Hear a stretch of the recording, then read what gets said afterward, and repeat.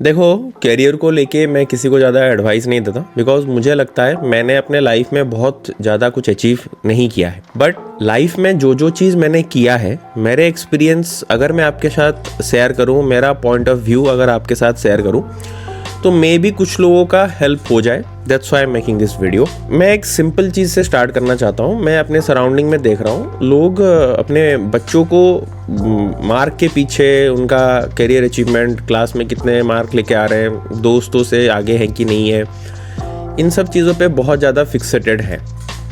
There is nothing wrong in that. But इस जगह पे मैं एक चीज़ पे फोकस करना चाहूँगा।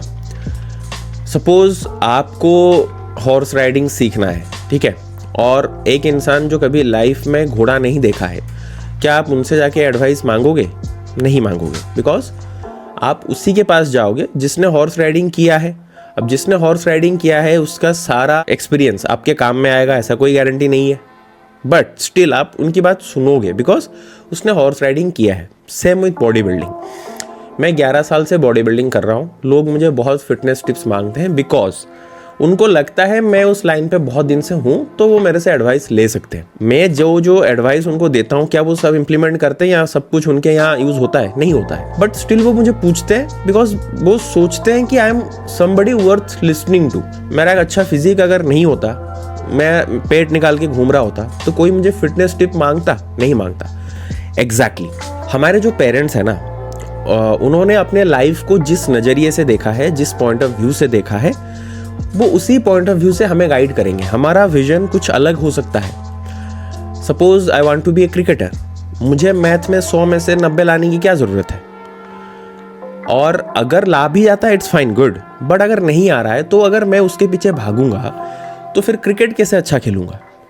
ठीक है, तो ये पॉइंट ऑफ व्यू हमारे मम्मी पापा को मे भी समझ में ना आ पाए, बिकॉज अब अगर देखो कि उन्होंने कभी लाइफ में क्रिकेट नहीं खेला है, उन्होंने कभी सोचा नहीं है कि वो करियर बनाएंगे क्रिकेट में, और आप सोचते हो, तो डेफिनेटली उनको पूछ के या उनका एडवाइस लेके आपको ज़्यादा कुछ होने वाला नहीं है। अनदर एग्जाम्पल, जब अगर आपने अच्छा पढ़ाई वढ़ाई भी किया वट एवर थिंग, और ग्रेजुएशन के बाद जॉब आपका नहीं लगा, मेरा नहीं लगा था, मैं 9 कैंपस में रिजेक्ट हुआ था, तो उस टाइम पे बहुत टेंशन में आ जाते हैं कि यार जॉब नहीं हुआ, ये हुआ, तुम्हें तो जॉब लाना है, इसका है जॉब, उसका है जॉब, है ना।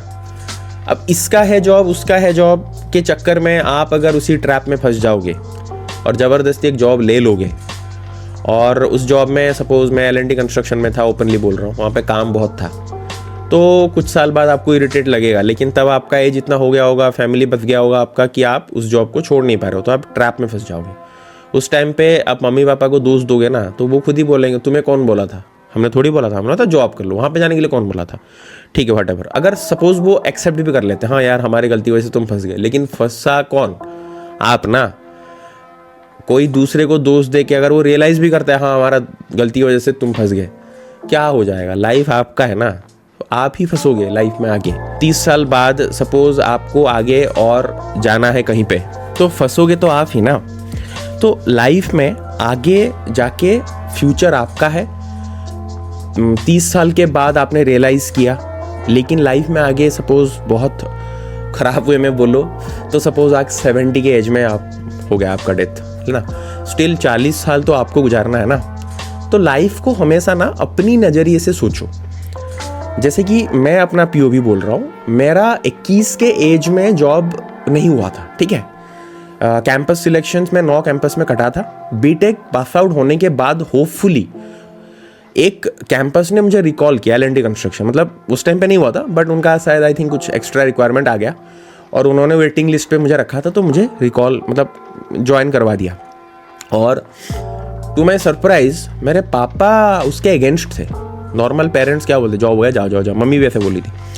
पापा अगेंस्ट थे कि यार L&T मुझे नहीं लगता अच्छा है, तुम ना प्रिपेयर करो, तुम्हें इसमें मज़ा नहीं आएगा। मैं खुद से ऊपर नहीं यार इसका जॉब हो गया, उसका जॉब हो गया, मतलब मेरे केस में उल्टा है। पेरेंट्स नहीं बोल रहे तो मम्मी बोल रहे, पापा नहीं बोल रहे, लेकिन मैं अपने एंड से जाके बोल रहा हूँ कि यार इसका हो गया, इसका हो गया। आप कैसे बोल सकते हो जॉब मिला है, जॉब आजकल नहीं मिला। मैंने ज्वाइन कर लिया L&T construction, but to my surprise 2 साल बाद मैं इतना फ्रस्ट्रेटेड हो गया। मैं खुद जब जॉब ज्वाइन करने के इतने फोर में था, मैं खुद ही मतलब अपने प्रोजेक्ट हेड से झगड़ा करके वहाँ पे रेजिग्नेशन मार के आ गया। और उसके बाद लाइफ में मेरा रियल स्ट्रगल स्टार्ट हुआ। मैंने एक मेडीजी कोचिंग सेंटर ज्वाइन किया, 3 साल प्रिपरेशन किया। हाँ, मैंने अपने इच्छा से सब किया था, मुझे किसी ने फोर्स नहीं किया था। और I enjoyed those 3-4 years. Corona की वजह से और 1 साल मेरा डिले हो गया, अदरवाइज 3-4 ईयर्स वट एवर मैंने बहुत प्रिपरेशन किया, बहुत पढ़ाई वढ़ाई किया। और फाइनली यूपीएससी 3 साल प्रेप भी किया, वहाँ नहीं हुआ, लेकिन अदर स्टेट पीएससी मैंने क्लियर कर लिए। और आज एक जगह पे हूँ जहाँ पे मैं बोल सकता हूँ कि मुझे जो लाइफ में मैंने अचीव करना चाहता वहाँ पे हूँ। मैं नहीं बोल रहा मैं महीने का 5 लाख कमा रहा हूँ, बट मैं जो मैंने चाहता ना अपने हिसाब से मैंने लाइफ को जिया। बट सब लोग मेरे जितने फॉर्चुनेट नहीं होते। कुछ लोगों को मम्मी पापा पेरेंट्स, जैसे मैंने बोला, वो फोर्स करते हैं। कुछ जगह पे खुद से हम लोग फोर्स होके जाते हैं, मेरे केस में। और मैं 2 साल बाद रियलाइज़ कर लिया, लोग रियलाइज़ करते हैं लेकिन उसके अगेंस्ट एक्शन नहीं लेते। इतने लेजी होते हैं कि बोलते हैं हाँ यार जॉब तो है, मिल जा रहा है। मेरा एक दोस्त था, वो 2 साल बाद प्रिपरेशन के लिए छोड़ के आया था, 6 महीने बाद फिर वापस चला गया बोल के कि यार ये सब नहीं होगा। वो और अगर 1-1.5 साल रुक जाता ना तो उसका हो जाता, मैं जहाँ पे हूँ वहाँ पे भी हो जाता। बट उसने वो किया नहीं, उसके अंदर वो गट्स नहीं था। ठीक है, तो मोरल ऑफ द स्टोरी ये है, लाइफ को हमेशा अपने हिसाब से जीना सीखो। कम एज में आपको जो चाहिए, even if your parents are against it, उनको समझाओ। नहीं समझ रहे हैं, बी ए रेबल। ठीक है, ज़बरदस्ती करवाओ, कुछ भी करो, क्योंकि at the end of the day 5 साल बाद वही लोग आपके लिए प्राउड फील करेंगे। जॉब इनिशियली एक बहुत हाई पेइंग जॉब मत लो अगर आपका उस एरिया में इंटरेस्ट नहीं है तो। उस एरिया में इंटरेस्ट है, हाई पेइंग है, दैट्स सोने पे सुहागा बोलते हैं ना। But just for the sake सब लोग कर रहे हैं हाई पेइंग जॉब, मैं भी करूँगा हाई पेइंग जॉब। आपका इतना टाइम जाएगा उस सब जॉब में, भले वो पैसा अच्छा दे रहा है, आपको सोचने समझने का टाइम नहीं मिलेगा। कब लाइफ का 8 साल निकल जाएगा आपको समझ में नहीं आएगा। तो लो पेइंग जॉब भी होगा, कम टाइम में अगर कम टाइम दे रहे हो आप उस जॉब पे, आप सोच पाओगे, समझ पाओगे। लाइफ में आगे आपको इन्फ्लुएंसर बनना है, इंडस्ट्रियलिस्ट बनना है, बिजनेस करना है, कुछ भी करना है ना, एटलीस्ट आप सोच तो पाओगे, उसके ऊपर एक्शन तो ले पाओगे। अदरवाइज आप ये सब भी नहीं कर पाओगे। So that's the small advice that I can give to अभी के जो यूथ हैं, जो बस ऐसे रैट रेस में भाग रहे हैं। रैट रेस बोलते हैं ना, सब लोग भाग रहे हैं, हम लोग उसी पीछे भाग रहे हैं विदाउट थिंकिंग कि क्या कर रहे हैं। सो या दैट्स ऑल, बाय बाय।